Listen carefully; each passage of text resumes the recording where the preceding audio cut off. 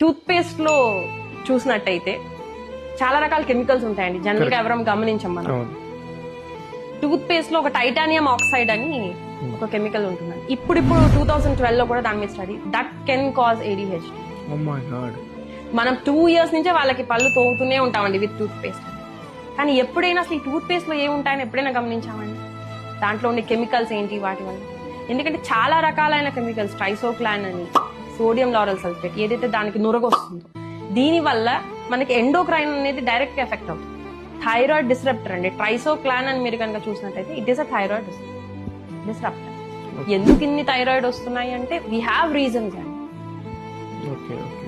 So ఇలాంటి environmental effects కనుక మనం కనుక తెలుసుకుని వాటి నుంచి వాళ్ళని తక్కువ స్టార్ట్ అయిపోతుంది. ఫస్ట్ పనిలోనే మనం వాడేదే ఫుల్ గా కెమికల్స్ తో ఉండే ఇది